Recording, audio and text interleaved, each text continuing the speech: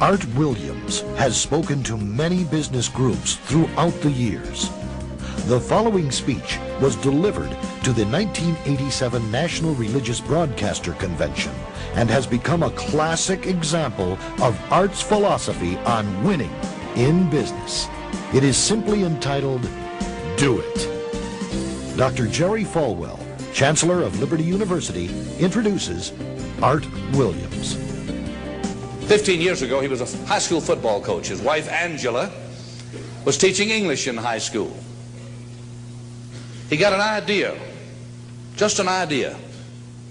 And 10 years ago, he turned that idea into a company, a concept, a practical concept. 10 years have passed. 150,000 people work for him now. Last year, he sold $77 billion worth of insurance. This year, $100 billion. That is more than Prudential and New York Life, number 1 and 2, combined in 10 years. He's from Monroe, Georgia. He has the dialect to prove it. He this year will sell $100 billion worth of insurance and revenues $2.5 billion. And he's just now beginning to dream, to plan, to go. Art and Angela Williams have 2 precious children, Art the third and April, their daughter. He is chairman of the inner council, the inner circle of our ministries, and a personal and a dear friend. He is a born-again Christian, as each of his family members, but he's an entrepreneur. And Dr. Armstrong has asked him to come tonight and talk to you about what he knows most and best about. And having been in one of his sales meetings last Thursday in Palm Springs, you know, I usually go out preaching and I try to wake up religious morgues, and most of the places, a lot of the places I go don't need a revival, they need a resurrection.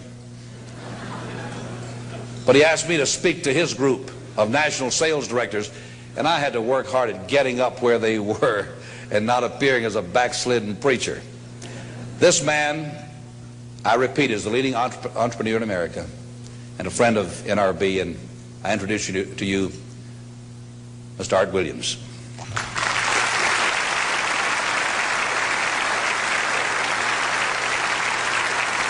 Thank you. Thank you, Jerry. And I tell you, I don't know if I've been this nervous in a long time. This is the most intimidating thing that I think's ever happened to me.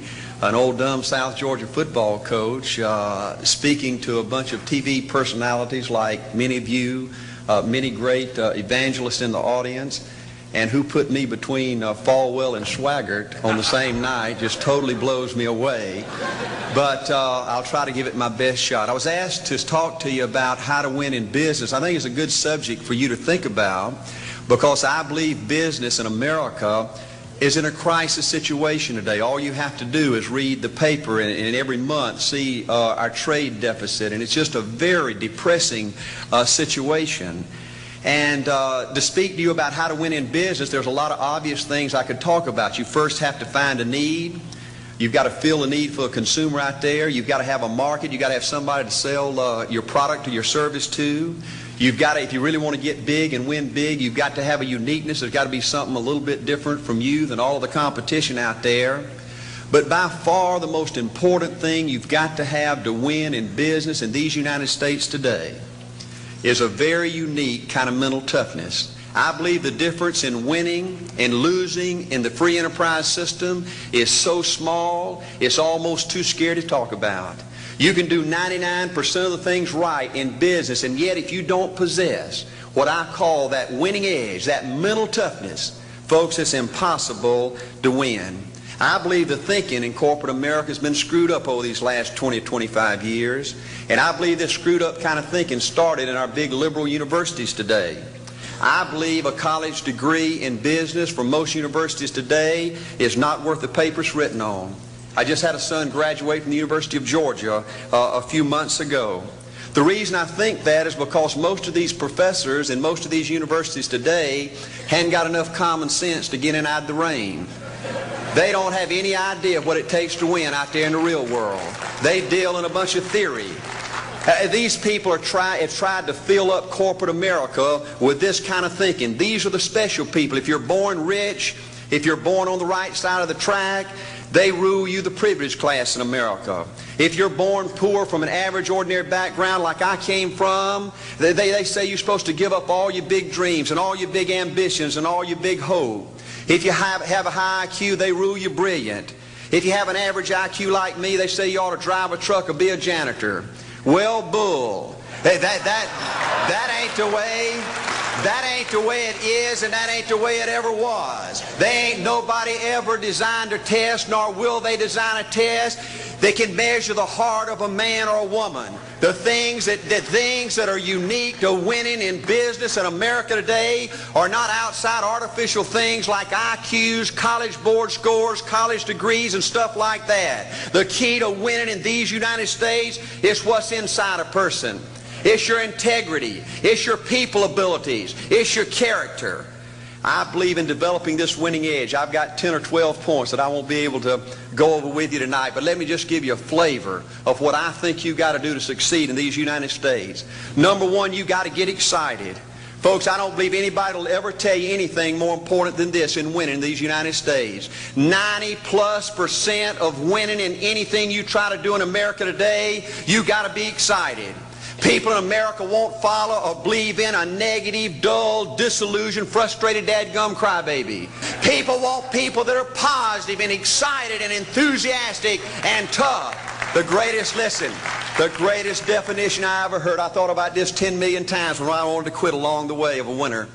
This guy said almost everybody in America can stay excited for 2 or 3 months.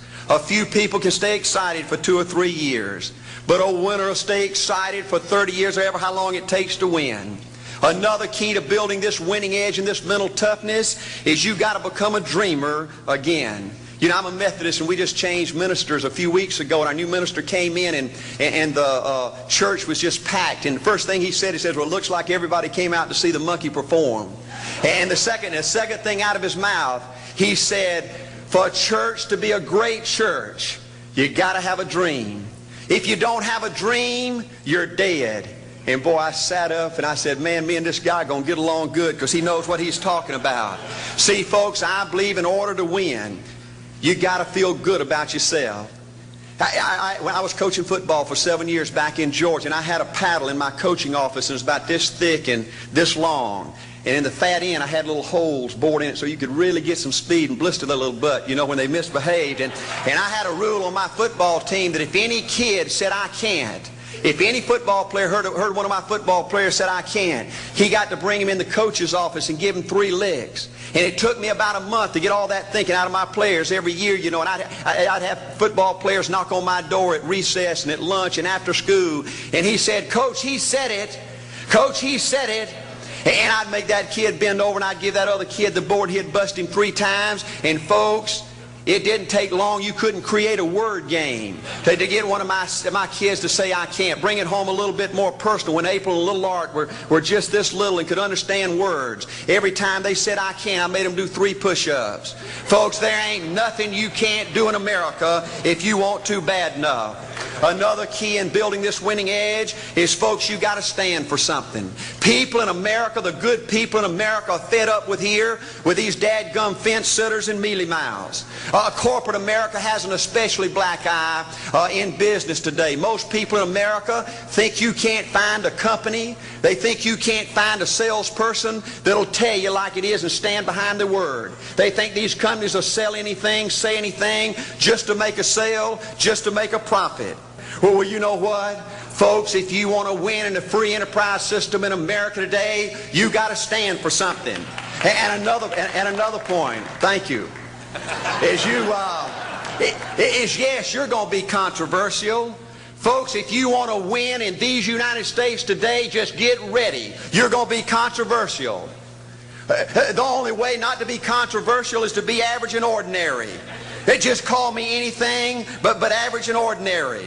Now, I know some of you might say, well, you know, I don't think I like Art Williams. You know, he sounds like an old tough butt to me. Well, folks, I'm telling you, you can be good and tough at the same time. I bet nobody's ever talked to a religious broadcaster like that.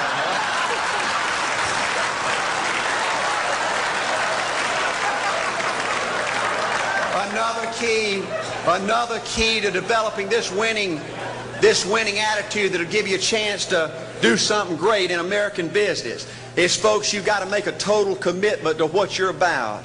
Do you know almost the American people have lost their toughness? They've lost their ability to make a commitment. See, folks, in trying to win in business, you're just going to have so many false starts. You think you get it going time after time, and you just get knocked back to ground zero, and it's your ability to compete, to pick yourself up off the mat one more time, to go for it one more time, that's going to determine success or failure. You know, we've got a divorce rate in America some 50% right now. You know, it just seems like that people that go in business today, they have an attitude, well, I'm gonna stick my toe in it.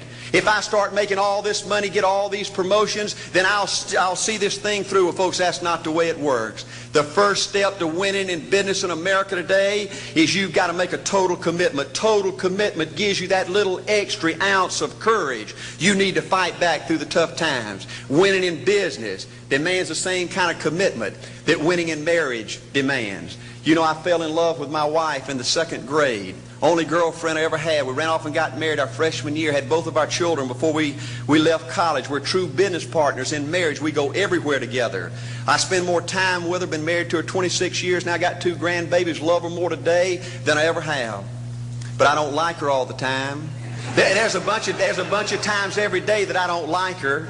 You know, I'm a nut about brushing my teeth. You know, if I can get the toothbrush, I'll brush my teeth 4, 5, 6 times a day. And Angela's always forgetting everything, you know. And she always leaves the cap off the toothpaste, you know. And when I go in there to brush my teeth, the cap's off. It's got that hard little crust around the edge. You know, it just burns me more than I can tell you, you know. And I get on Angela's nerves about a lot of things. You know, we were having dinner last week, and every time we get through, Angela kicks me under the table, you know, and gets me back in my room and says, "Art, you ain't got no class." You know, I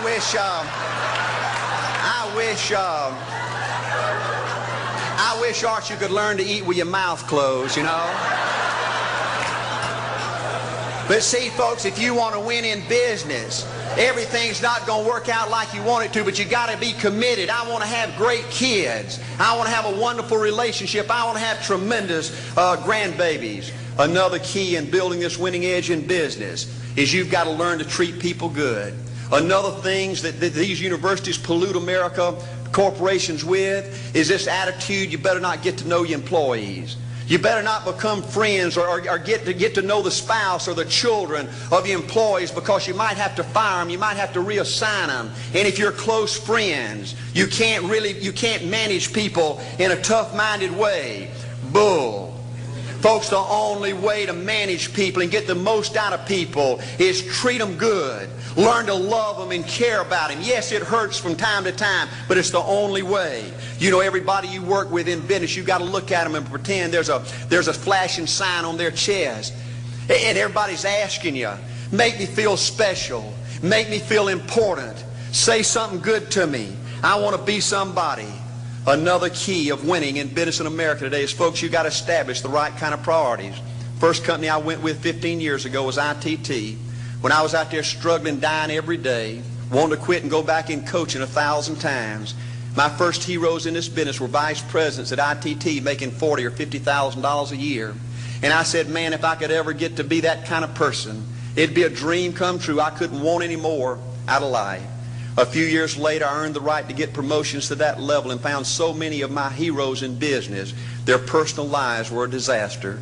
They were alcoholics and divorced 3 and 4 and 5 times. I just read an article by the author of In Search of Excellence, and I saw where he says, I can't find evidence of any successful business person in America that's not tunnel vision, that just doesn't give everything to business. Folks, I said back then, 15 years ago, that if that's the price you've got to pay to win in business, it's not worth it. 15 years later, a multimillionaire. Folks, I can stand and preach to you that you can't separate your personal life from your business life. God's got to come first. Your family's got to come second. And business has got to come third. And I believe if you have a lousy spiritual life and a lousy personal life, long range, it's going to be devastating to your business. Another thing in building this winning attitude.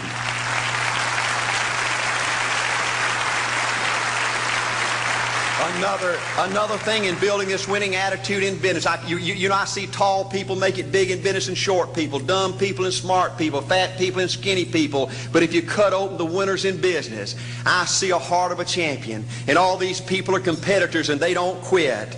I believe desire and will to win is everything. I don't know why I'm like I am, but my butt's always burning. There's always something say, Art, dadgummit, you're supposed to go for it. Art, dadgummit, you're supposed to be somebody. You're supposed to make a difference with your life. What does the $500,000 a year person do? The $50,000 a year person doesn't do. You look at the outside and study those two individuals, everything seems to be the same. They both are the same sex, they both are the same age, they have the same training, the same positions, the same contract, the same fringe benefits. They both are successful, they work hard, they're good family people, make tough commitments. But what's the difference? What does the $500,000 a year person do? The $50,000 a year person doesn't do.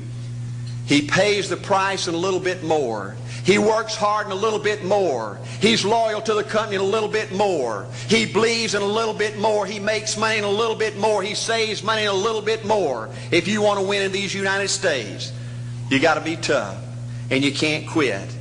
The last thing I'll talk to you about today in building this winning edge is, folks, if you want to win in business, you got to be a leader. Leadership is everything. You show me anything in these United States that win, I'll show you a leader at work. You show me a successful church, Boy Scout troop, club, football team, business, I'll show you something run by a leader. See, I thought at one time in my life you had to be smart to win. I used to have these smart people that dress so pretty and talk so pretty and use these big words. They just intimidated me. And I said, Art, you can't ever be that good. Why don't you just throw in the towel and go on back and coach football for a living? And I found two things out about smart people. I think it's almost impossible for a smart person to win in business in America today. Because I find smart people spend their whole lifetime figuring things out. They're always trying to figure out an easier way and a quicker way. And another thing I found out about smart people is they just don't get around to doing nothing. And see, somebody like Art Williams, everybody said, well, he can't do it. And somebody like that can't do it. But he does it. See, folks, I want you to know almost everybody in America almost does enough to win. They almost get there. They almost are over the hump. They almost have it going. They almost, in everything they do, almost is a way of life to almost everybody in America. But the winners do it. What do? They do whatever it takes to get the job done.